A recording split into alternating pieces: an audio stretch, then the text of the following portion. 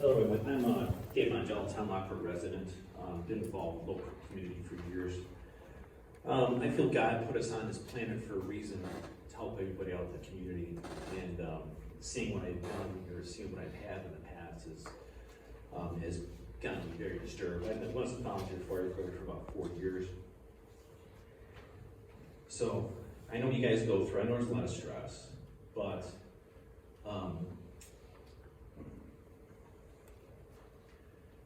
police brutality is a product. It is an exact product of what has been created by bureaucrats. The problem is it can easily be diagnosed no different than how I diagnose a car. Find the root of the problem. We can all agree that accountability will stop the police and people from committing evil acts, but do we have it? In November 2007, a Niagara County Sheriff's deputy drafted up fake charges, Sheriff's deputy mistakenly shot Mike Rue in the belly while he was sleeping in his house. The officer tried opening the door with his gun. Then to cover it up, the officer lied to our county's attorney, and the county attorney then drafted up fake charges trying to charge Mike with a crime when our government committed the crime. The judge in the civil case manipulated the jury and allegedly nobody was ever charged. To this day, after $500,000 in medical bills, Mike Rue never got anything for them injuries. But our legal system is directly to blame. Why do they draft up fake charges to protect the police? In 2013, the sheriff's office refused to take a complaint when I was a victim of police brutality in the city. I was in the town, but the city police did. Why? Because they take care of themselves. Disturbing part is when I was in the ER, the nurses said the police are doing this all the time, beating people up all the time. About 2 months later, the same officer stood on a kid's head in a snowplane because he was doing donuts in the Keenan Center parking lot. And again, the boy was charged with resisting arrest, obstruction, and all the sorts of fraudulent charges which he didn't do to protect the officer. A deputy, and since 2009, the county DA drafted fake charges because a resident was videotaping a sheriff deputy's misbehavior.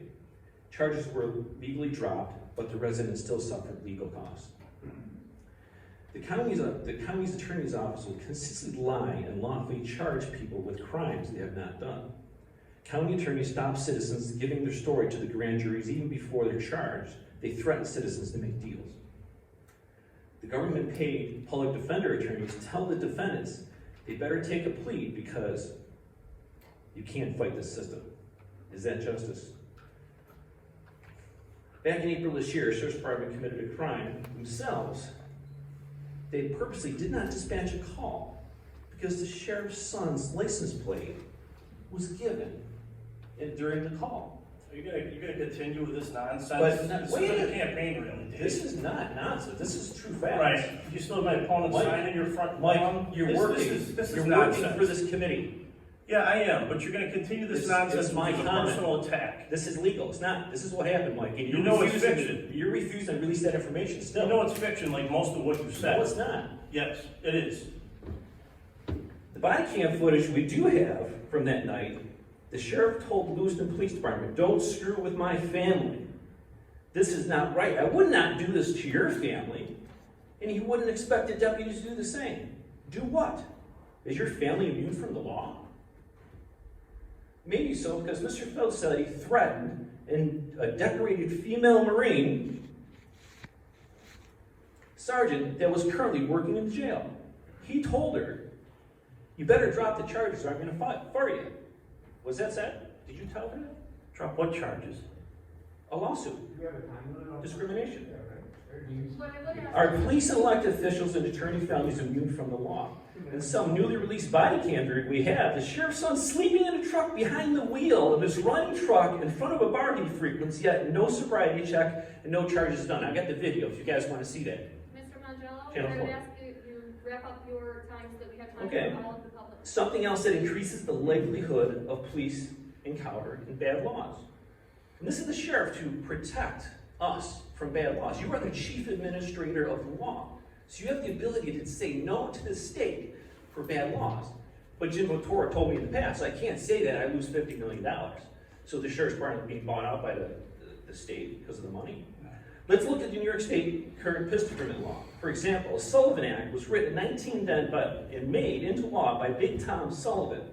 Big Tom Sullivan was a Tammany Hall Irish mobster gangster in downstate New York. The Irish had so much money from criminal enterprise, they controlled the judges, elected officials, and the police. This law was primarily written because the Italians got tired of the crime and started defending themselves by shooting back. So to this day, a law written by criminals to protect criminals is still in existence, and our elected officials do nothing to challenge it. Mr. Don't Mongello, think- I thank you for your comments. Don't, no, wait a second, you're not gonna cut me off. You never gave Turn that it off off. for a limit. Turn it off. Oh, wait, are you someone paid by government too?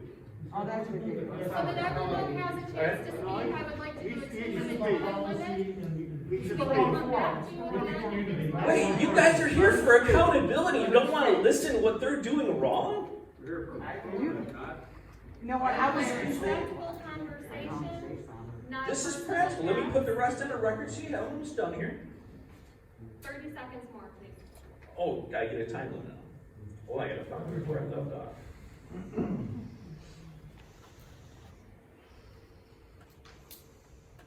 The only true fix is an independent investigation by our county grand jury. But Caroline has obstructed justice by committing mail fraud and stopping me from getting a plane to the grand jury. I had every law to do that. We're talking about police accountability here. No, not- Accountability for the police department. Yes, because they're creating the problem. Don't you see that? You're in the wrong place. I'm in the wrong place. How is this the wrong place when you're talking about police accountability? She's here to talk about a disabled man that got a beat in the head. We have a room full of people. Then let me finish the accountability, the discussion here. The grand jury process is over 800 years old, and its history was recently deleted from the Niagara County Sheriff's website because the grand jury has the ability to investigate the jail, but it was recently deleted from the website. They don't want you to know it has that power. So independently, the grand jurors can act at a very powerful panel, but they don't know they have. So I'm starting a Niagara County Grand Jury Association to start educating people they have the power to do so. Mr. Mongello, So, thanks for listening. Your opinion is important, however, there are many people who speak and. I'm all set. So, how much longer do you have until you wrap this up? I'm all set. All right, thank you.